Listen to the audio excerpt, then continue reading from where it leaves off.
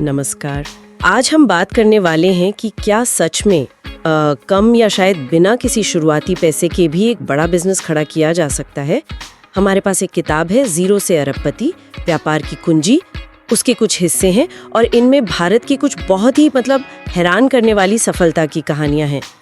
तो हमारा मकसद है उन प्रैक्टिकल तरीकों को समझना और उस सोच को भी जो बिजनेस बनाने के लिए ज़रूरी है, खासकर उनके लिए जो शायद मिडिल क्लास बैकग्राउंड से आते हैं। और एक जो सबसे दिलचस्प बात निकल कर आती है ना इन सब कहानियों से, वो ये है कि बिजनेस सिर्फ करना नहीं है, बिजनेस असल में बनाना है। चलिए इसी को समझते हैं आज। तो शुरुआत करते हैं अनुभव दुबे और चाय सुट्टा बार की कहानी से।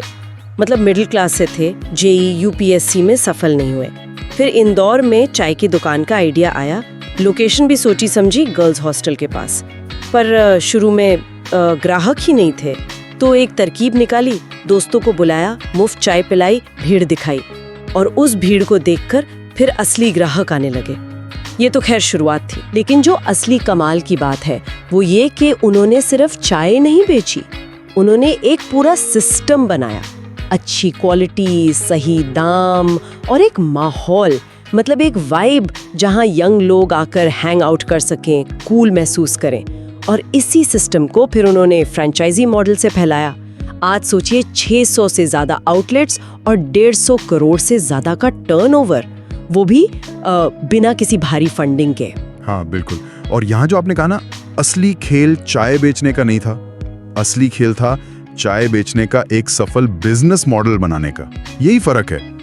ये जो सिस्टम बनाने की सोच है और फिर उसे रेप्लिकेट करने की क्षमता, स्केल करने की, वही बड़ा डिफरेंस लाती है। फ्रेंचाइजी मॉडल इसी का एक बेहतरीन उदाहरण है। आप दूसरों के पैसे से, उनके निवेश से अपने ब्रांड को तेजी से फैला सकते हैं। हाँ, ये बात सही है कि क्वालिटी कंट्रोल बनाए रखना एक चैलेंज होता है, पर अगर सिस्टम मजबूत है तो ये मुमकिन है। सही बात है। तो ये तो हुआ कि कम पैसों से कैसे शुरू करें, लेकिन क्या बिल्कुल जीरो कैपिटल, बिना किसी पैसे के भी शुरुआत हो सकती है? इसके लिए आधा एनर्जी की कहानी देखते हैं। तरुण मेहता और स्वप्निल जैन आईआईटी मद्रास के छात्र थे। कॉलेज की रिसर्च चल रही थी और उन्होंने देखा कि लोगों को पेट्रोल के बढ़ते दामों से कितनी परेशानी हो रही है। तो एक बेहतर ईवी स्कूटर का आइडिया सोचा, पर पैसा तो था नहीं। शुरुआत में एक आईआईटी प्रोफेसर ने हौसला दिया। आईआईटी में ही रिसर्च की जगह मिली। पहली फंडिंग भी आईआईटी मद्रास के टेक्नोलॉजी डेवलपमेंट बोर्ड से आए, छोटी सी।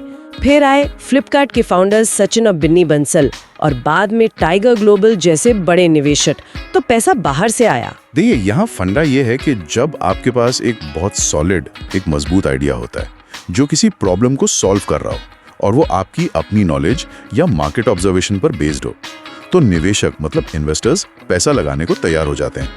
इसी को वेंचर कैपिटल या वीसी फंडिंग कहते हैं। और ये जीरो कैपिटल से बिजनेस बड़ा करने का एक जाना माना तरीका है। गिरीश मातृभूतम का फ्रेशवर्क्स भी कुछ ऐसा ही है। उन्होंने देखा कि कंपनियों को सीआरएम सॉफ्टवेयर चाहिए, सस्ता और भरोसेमंद। ज़ेंडेस्क जैसे बड़े महंगे प्लेयर थे, उन्होंने वो जरूरत पूरी की और देखिए आज अरबों का बिजनेस बना दिया। तो एक मजबूत आइडिया और मार्केट की जरूरत पहचानना बहुत अहम है। लेकिन तब क्या, जब मार्केट में पहले से ही बड़े खिलाड़ी मौजूद हो? हाँ, जैसे फाल्गुनी नायर का नायका, अमेज़न, फ्लिपकार्ट जैसे बड़े नाम पहले से थे कॉस्मेटिक्स में, फिर भी उन्होंने अपनी जगह बनाई। कैसे? उन्होंने सिर्फ प्रोडक्ट्स नहीं बेचे, उन्होंने एक क्यूरेटेड ब्यूटी एक्सपीरियंस दिया। सोच समझकर चुने हुए प्रोडक्ट्स, उनको इस्तेमाल कैसे करना है उसकी वीडियो, भरोसेमंद सलाह और असली प्रोडक्ट्स की गारंटी। खासकर टियर 2, टियर 3 शहरों के ग्राहकों के लिए, जहां ये सब पहले नहीं मिलता था आसानी से। बिल्कुल सही। यहाँ सीखने वाली बात यह है, या तो आप किसी कैटेगरी में बिल्कुल पहले हों या फिर किसी पुरानी कैटेगरी में कुछ नया, कुछ अलग एंगल लेकर आए। नायका ने दूसरा रास्ता चुना। बिजनेस सिर्फ सामान बेचना नहीं है, बिजनेस है ग्राहक को मिलने वाली वो खास फीलिंग या वैल्यू बेचना। जैसे एप्पल क्या बेचता है? स्टेटस, क्लास, है ना? वैसे ही नायका ने एक्सक्लूसिविटी और भरोसेमंद ब्यूटी गाइडेंस बेचा। और इन सब को संभालने के लिए, जैसा हमने चाय सुट्टा बार में भी देखा था, सिस्टम बहुत जरूरी है। किताब में मोमोज वाली आंटी और वाव मोमो का एक उदाहरण है।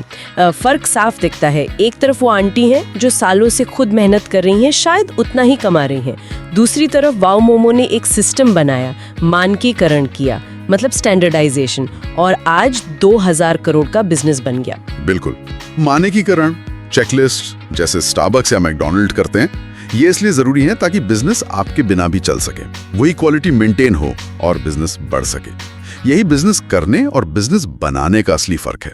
लेकिन हाँ, सिर्फ आइडिया और सिस्टम ही काफी नहीं है, उसे जमीनी हकीकत पर परखना भी पड़ता है। हाँ, जैसे टाटा नैनो के केस में हुआ। रतन टाटा का इरादा तो बहुत नेक था, आम आदमी के लिए सस्ती कार, पर शायद मार्केट की नब्ज पकड़ने में कहीं चूक हो गई।